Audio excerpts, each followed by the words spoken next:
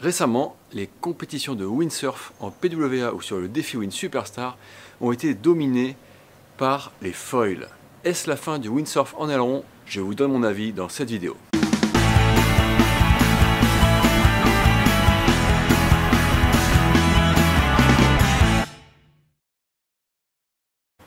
Salut les copains, et d'abord pardonnez-moi pour le titre volontairement provocateur, mais comme j'ai vu ou entendu pas mal de commentaires sur la fin du windsurf en aileron dernièrement suite au résultat de la PWA et du défi Wind Superstar, je voulais réagir sur ce sujet et partager avec vous ma propre analyse de la situation.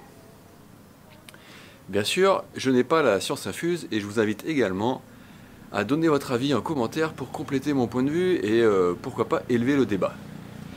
D'ailleurs, si ce format vidéo vous plaît, n'hésitez pas non plus à me le dire ou à vous abonner pour m'encourager et que je continue à opter pour ce format. Donc, oui, le wind foil monte en puissance. Il y a 10 ans, Bruno André avait sonné la charge et aujourd'hui c'est sans doute Nicolas Goyard qui en est clairement le fer de lance. On voit que Nico a bossé sur la technique, sur son matos, qu'il ne se fixe pas de limite et qu'il a le mental pour franchir des barrières psychologiques. La montée en puissance du foil, c'est pas non plus un truc nouveau et tout le nautisme est concerné. Dans le windsurf, le petit temps a déjà été révolutionné depuis plusieurs années pour la pratique loisir et aussi sur la pratique régate avec remontée au vent, ce qui a d'ailleurs entraîné l'arrivée du foil au JO pour Paris 2024. Ce qui est nouveau, c'est qu'un foil puisse battre des planches de slalom sur un slalom PWA comme en Israël ou sur une longue distance comme le défi wind avec du vent plutôt soutenu.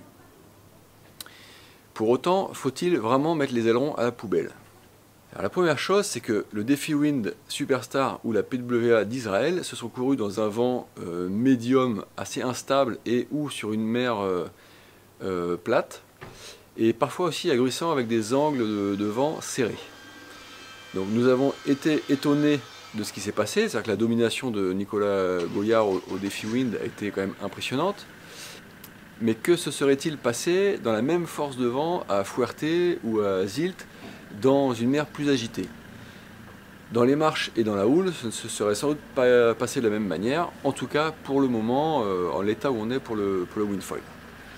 Donc je pense aussi qu'il faut savoir faire la part des choses entre le haut niveau et la pratique de Monsieur Tout-le-Monde. D'une part, voler en windfoil dans le light wind pour se balader, ok, c'est pas trop dur, je pense que ça c'est quelque chose qui est très accessible pour beaucoup de windsurfers. Débouler à 30 nœuds en 4,3 m² sur une aile de 400 cm² dans 35 nœuds de vent, c'est pas donné à tout le monde. Ce n'est pas parce que c'est plus performant pour Nicolas Goyard que ça le serait pour Erwan Geoffroy. Et déjà, même pour Albo, Mortefond ou Yakino, pour l'instant, c'est pas la même dans toute la plage de vent. Donc ça le sera peut-être un jour, mais aujourd'hui, il y a encore peu de gens qui peuvent être plus performants en foil qu'en aileron et en ligne droite sur toute la plage de vent. Et en particulier sur les allures débridées. Après, c'est sûr qu'en PWA, on risque de voir de plus en plus de courses exclusivement en foil, et notamment, ça me paraît comme une évidence, dans le vent plutôt léger. Est-ce grave pour autant? Moi personnellement, je ne crois pas. De toute façon, le slalom en 85 cm de large avec 9 m², ce n'est pas non plus représentatif de la pratique de Monsieur Tout-le-Monde. Donc ça n'a pas changé grand-chose de ce point de vue par rapport à la représentativité du windsurf de compétition sur la pratique de Monsieur Tout-le-Monde. D'autre part, on ne fait pas tous de la planche pour aller le plus vite possible. Donc la pratique majoritaire reste celle de tirer des bords dans le clapot pour faire des sensations en faisant des petits jumps, des jibes, etc. Moi personnellement, je fais du foil en windsurf depuis plus de 10 ans et j'aime toujours la sensation de ma carène sur l'eau dans le baston. Donc ça pour moi c'est pas en danger. Ceci étant dit, le foil c'est le sens de l'histoire et il faut vivre avec son temps. Il permet de naviguer beaucoup plus souvent dans des conditions plus marginales.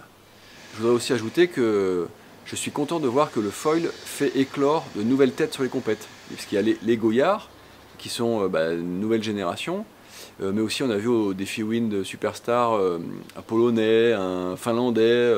C'est assez intéressant de voir qu'il y a un nouveau public qui va arriver, une nouvelle génération. qui est né, ou en tout cas qui a commencé la compète avec ces supports-là et qui l'aborde complètement différemment que les vieux briscards. Le foil, moi personnellement, je vois ça aussi comme une segmentation de plus dans notre sport, qui est déjà d'ailleurs très segmenté. Au début, à l'époque de la windsurfer originelle, tout le monde faisait le même sport.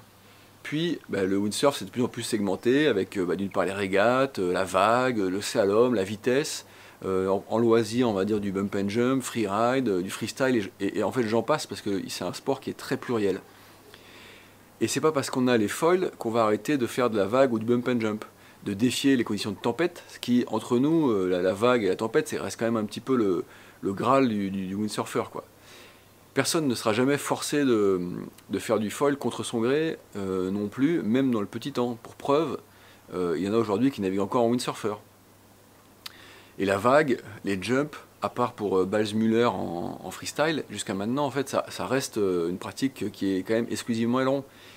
Donc, en fait, le foil, c'est pas vraiment c'est toujours du windsurf, mais c'est une autre façon de le pratiquer.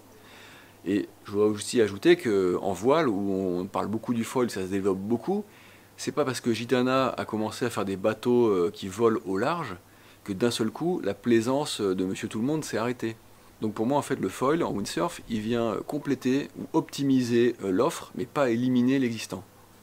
Donc le foil, c'est aussi bien parce que ça permet de naviguer plus, j'en parlais, d'être moins exigeant sur les spots, sur les conditions, de valider aussi plus de compétitions, et c'est bien parce que ça fait évoluer notre sport. C'est bien qu'il y ait du mouvement. Moi, je pense sincèrement que le surplace dans le matériel serait pire que la révolution foil. Je dis ça, mais ceci dit, je ne voudrais pas être à la place de la marque de windsurf qui vient de passer une commande à son fournisseur du même nombre de planches de slalom à aileron pour le petit temps et de grandes voiles de 8 ou 9 mètres carrés, parce que je pense qu'ils risquent de se les prendre un peu sur les bras. Voilà, tout ça pour dire que dans cette histoire de est-ce que le foil a tué l'aileron, est-ce que le windsurf à aileron est mort? Est-ce que le foil prend sa place? Moi je pense qu'il faut rester calme. Le windsurf dans sa forme traditionnelle en aileron n'est pas mort, et loin de là. Certains le voyaient déjà mort à cause du kite, puis de la wing, et maintenant ce serait à cause du wind foil qui déboule, qui réussit à aller plus vite.